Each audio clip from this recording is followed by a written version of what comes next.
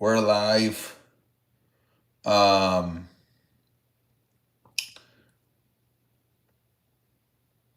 the fuck is going on, man? I'm trying to get these fucking games up. Hold on.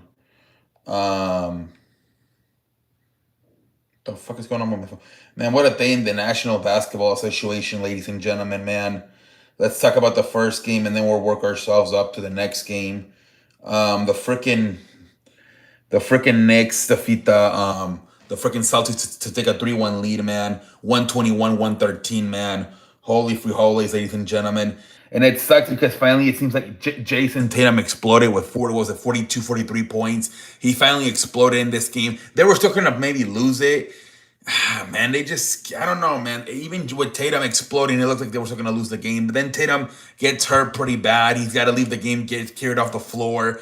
Then he was backstage in a wheelchair getting transferred. It's looking terrible, man, for Jason Tatum. It looked like a no contact injury for Jason Tatum. Just a disaster, shitty ass series has been for Tatum, man. From having shitty ass games, to now finally exploding, having a nice game, but looks like his season could be over. Um, Man, it sucks, man. He had 42 points tonight. Derek White 23, Jalen Brown 20. Um, Maybe it looked like again they had a nice lead, but then the Knicks kept coming back until the Knicks finally took over the damn game, and the Knicks came back and won the game. Man, Jalen Bronson led the way with 39. Mikal Bridges 23 points. Carl Towns 23 and 11. Um, OG Anibodi 20 points. But yeah, man, a bunch of the Knicks. You had four Knicks players with at least 20 points or more tonight. You would think the Celtics would supposedly having all these all stars, Tatum, Jalen Brown, Drew Holiday, Kristaps Porzingis. You'd think they would be the team putting up these stats, but it's the Knicks, man. Like I said, four players with at least 20 points or more, with Jalen Brunson leading the way with 39, and then Bridges and Carl Towns following with 23 points each. It looks like this shit's over. Knicks in five. Jason Tatum, I don't think he's gonna play. I don't see no way how he plays. He had to leave in a wheelchair. No way he's gonna be able to play. I believe it's on Wednesday or Thursday. He's not gonna be able to play. This is probably over. Um, it is probably over, ladies and gentlemen, for the Celtics, man.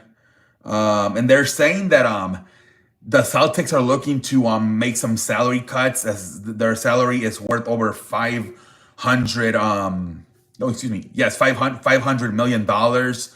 So they're saying that they want to cut down on salary. So they said that it's very likely they could either trade Jason Tatum or Jalen Brown this summer.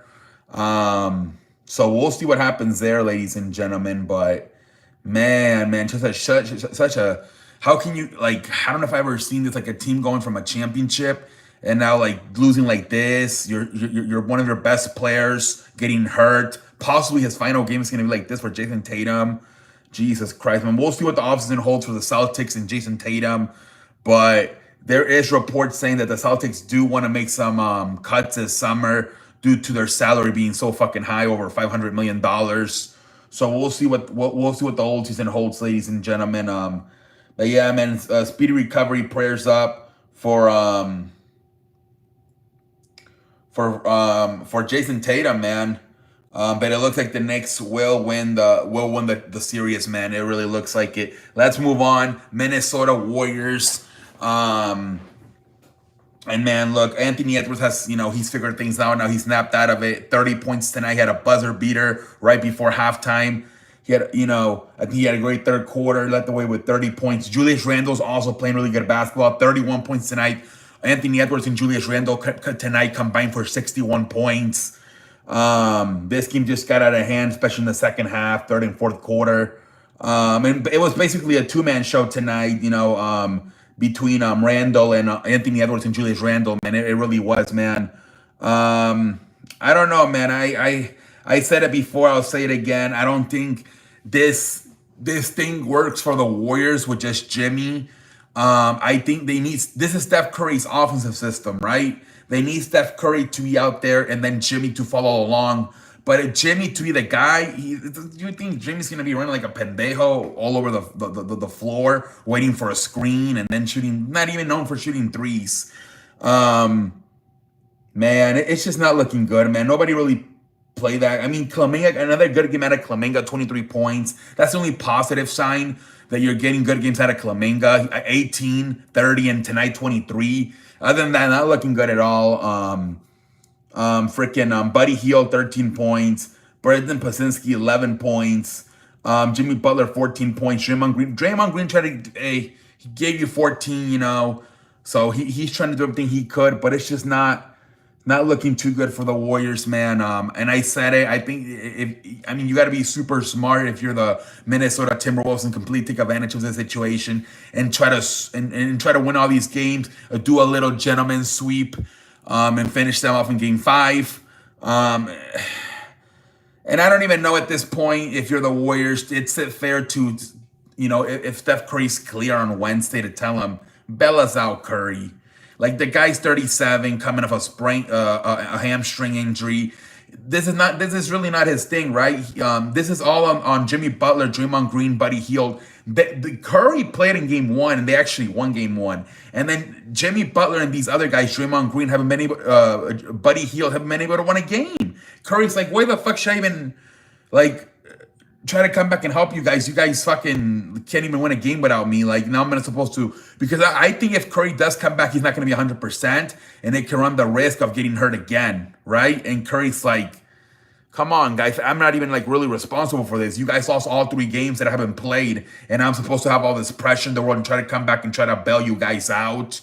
I think it's a little bit unfair to ask Curry to come back probably early than he should and try to bail them out when it's not really his responsibility. This is on the other guys. The fact that they went 0-3, that tells you that maybe they don't deserve to even be in this series, right? They can't do anything without Steph Curry. Jimmy Butler, like I said, I feel like he doesn't feel comfortable with this offense. He obviously, if he had a Curry out there and he would be like the Robin and have Curry be the Batman, it would be a much better. But the fact that he's being asked to be the Batman these last 3 games, as you should, it's not really working out. The team doesn't even at times pass the ball to Jimmy. I don't know why that is, but it seems like, I don't know. There was a few times where Jimmy went a few minutes without even taking a shot. I'm like, what is going on here? It made me scratch my ass. I didn't even have handroids. But yeah, man, I think it's very possible also the Warriors could be done. They just look so different without Steph Curry. And we'll see what happens. Hamstring injuries are usually 15 to 20 days. And it's only, we would only be on day what? We're only on day 7, I think, for Curry. Man, I don't know. I don't think he's ready, man. You're going to be rushing it, man. In 3-1, you're most likely done. I think you should just, I don't know. I hate to say it, but I just want to throw it. I would have just played Game 5 without Curry, see what happens. Then if it gets to 3-2, then maybe you can look at Curry. But I think it's too much for Curry to ask, hey, come back and try to bail us out at down 1-3 when all the 3 of the losses you weren't even responsible for. But yeah, man, like I said, Jimmy Butler, 14 points, not really doing much. Draymond Green, 14. Buddy Hield, 13. Clemenga, 23. Nobody really did shit tonight. I don't know, ladies and gentlemen. Some people are saying the only positive that maybe they can try to trade Jonathan Clemenga this summer, and he's actually having some good games. So maybe you can get something for Jonathan Clemenga this summer. I don't know what you would get though. With they were saying maybe chip in Jimmy Butler with Clemenga, and maybe some other guys and try to get Giannis. Shit. Ladies and gentlemen, but yeah, they were. Oh my Lord, I think I'm eliminated from tonight. Have a good night, everybody.